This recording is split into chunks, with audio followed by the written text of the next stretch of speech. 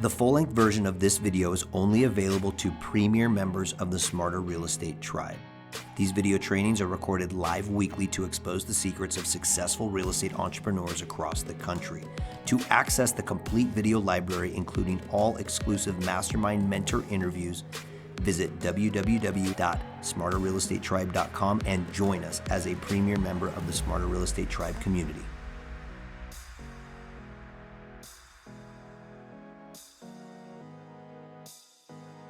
Guys, let's go ahead and just jump right into this. I know we got a few more people, but again, welcome. Mike Baird, founder of Smarter Real Estate Tribe. We do these weekly tribe trainings every Thursday at 9 o'clock. So welcome, glad to have you. We're going to cover all sorts of topics today, but we have a special guest, and look at that smile. There she is. But you guys, I'm excited because I am kind of the front face of a lot of what goes on. And I have an incredible group behind me of assistants and administrators and people that are much smarter than I that help make everything move as smooth as possible, if you will, right? And so I wanted to expose you guys to one of my key team members, Taryn Mosafari, today, and have Taryn talk to us about hiring assistants, administrative roles, how we can look at our businesses and how to find systems and how to find efficiencies within them. I'm a big promoter. I love to talk. I love to influence. I love to motivate. I love to help people and put them in different directions.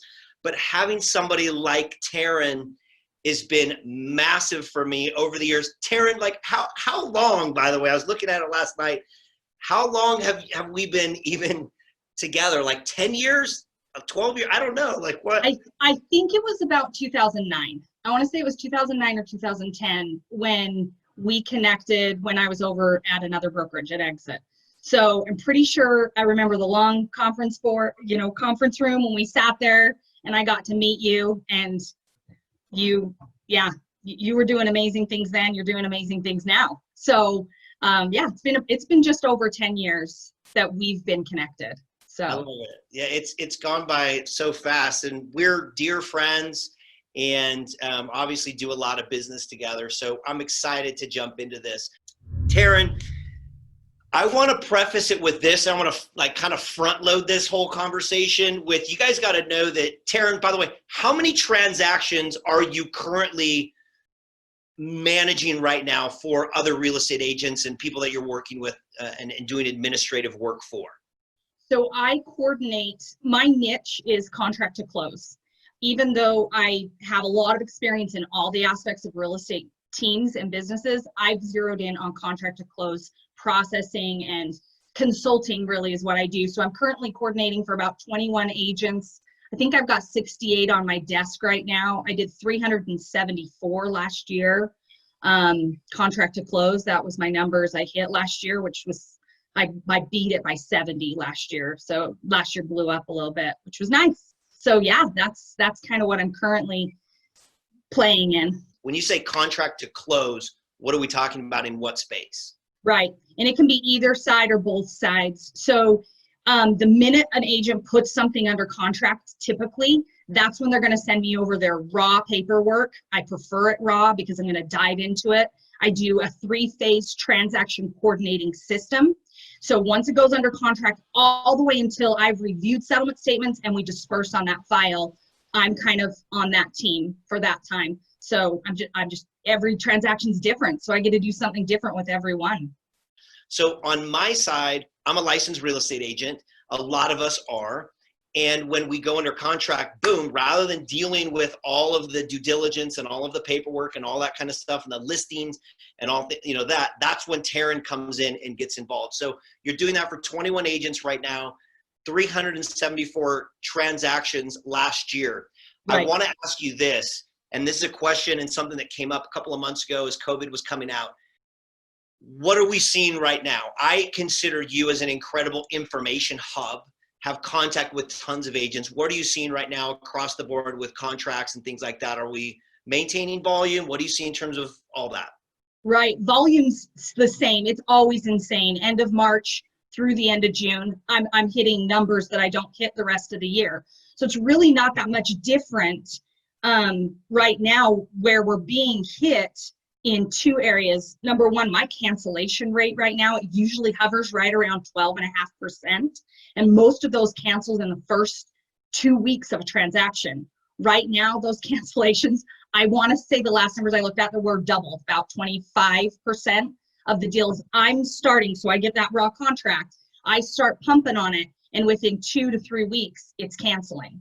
So you would say that like the original 12% in terms of cancellations are just kind of a natural course of business as it relates to due diligence, but you say it's doubled in terms of cancellations in the last, what do you say, 30, 60 days, just because of lending guidelines. And then the next question I would ask you is, how do we avoid that? Like what is it that you would recommend your agents to do, or us as sellers to do, to vet it out more so on the front end in order to avoid these cancellations? Because, you know, nothing's worse than putting a house on the market, multiple offers, whatever, falls through, it begins to rot.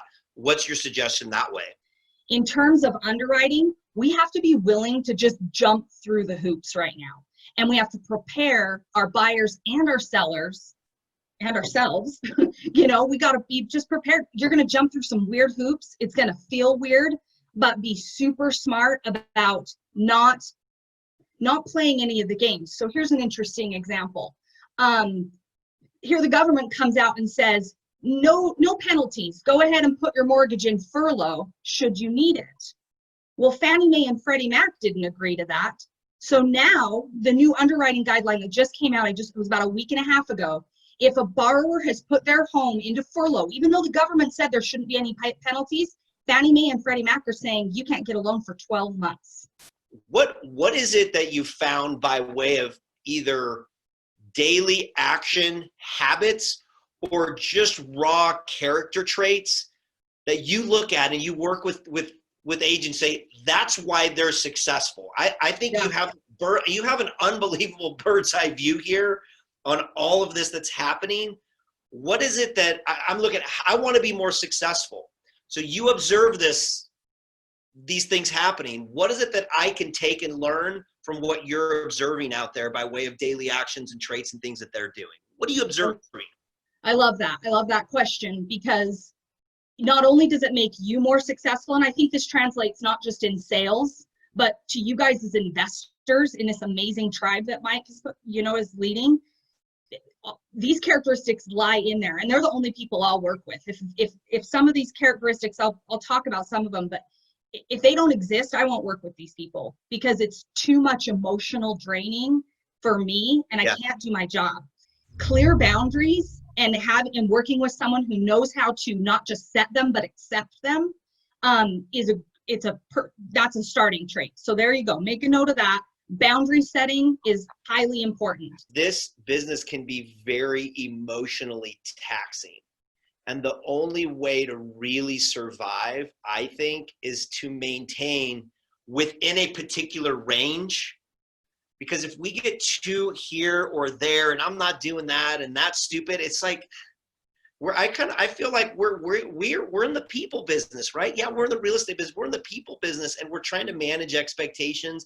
Yes, but I'll say I really do everything I possibly can to bend over backwards, such that when this deal closes, I have a buyer that's ecstatic about the product that we've been able to provide for them, right? So that's where my lack of, agents sometimes don't manage expectations really the way that they need to. And trust me, like I get emotionally excited, but when things come down to it, like it's just a pause. What are we dealing with here? Where's the root of the problem and moving forward? But I do see that as a key characteristic. You mentioned the flexibility side too. You have to be flexible. And when I say flexible, going with the punches and understanding that this is how the business sometimes evolves, Because if any of you guys are looking to build your team and you need an executive assistant, or you want to hire a transaction coordinator, or whatever you're going to do and however you're going to hire out, you being the leader of that team and setting the example of not being an alarmist can have a huge effect on the overall feel and flow of your business from an administrator perspective. Like Agreed. when I know Mike's not going to freak out, I'm more willing to see the problem solving. And then guess what? I get to take that amazing thing and I get to spread it all over my business. That's a very high level, mature way to think. And I don't know that a lot of us, even as what we consider high functioning adults, have the ability to pause and say, okay, what emotion do I feel right now? How do I identify it? And then how do I move on, kind of a thing? Right. Well, the next step after that isn't just like, okay, hold on, what emotion do I feel right now? And what is my ownership? But the next elevated level is, what do I want to feel? Because you have the ability, let's say you identify it and you're like, I feel like crap.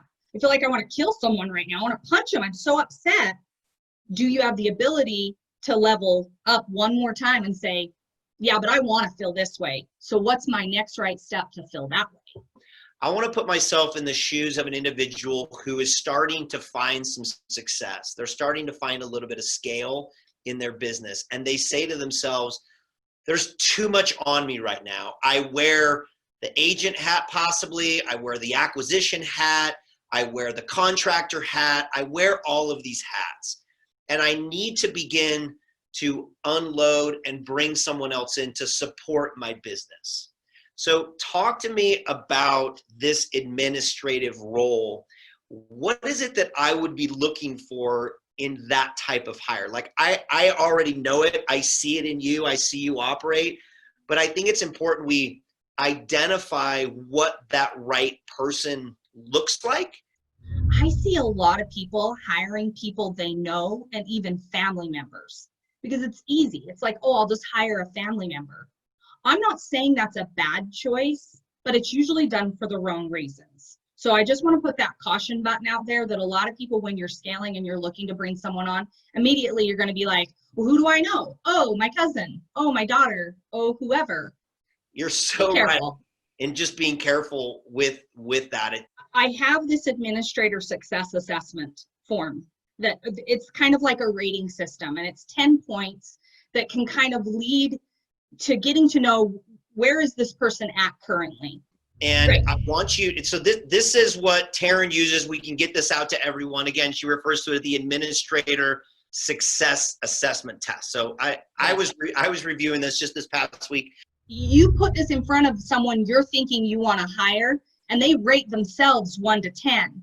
You add up all those scores, and if people aren't hitting above a 75, you got to look at where those low marks are coming in and say, ugh, that might be a person I'm going to have to take too far, which is going to take away from what you're trying to do on your other business, okay? The top 3 kind of all bleed into each other, but let's look at utilitarian value.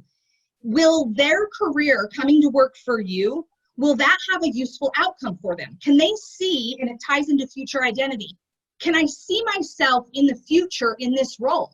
Can I envision that?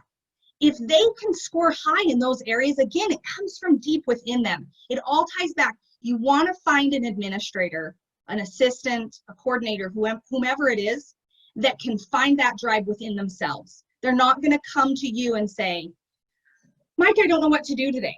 Flip it too. What I love about intrinsic value, even for you in this tribe, all these amazing investors that you've brought together. And this is the way I see the tribe, because here I am an administrator.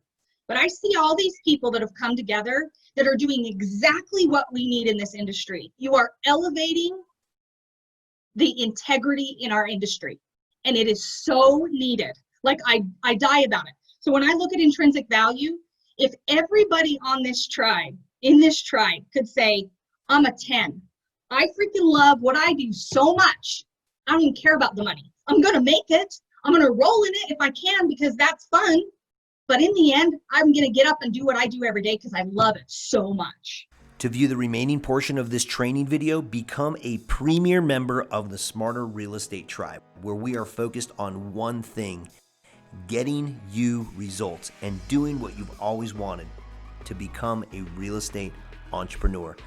To learn more, go to www.smarterrealestatetribe.com or click on the link below. Hey, what's up, Tribesters? I hope you enjoyed the video. Definitely you want to see the next one. Click on that right here and hit the subscribe button. And down below, we've got all the comments. Listen, I want to hear from you. Our team and I want to put videos together that help you either launch or improve your existing real estate business and helping you make more money. So hit the comments, check out the video, hit the subscribe button, and we'll see you on the other side.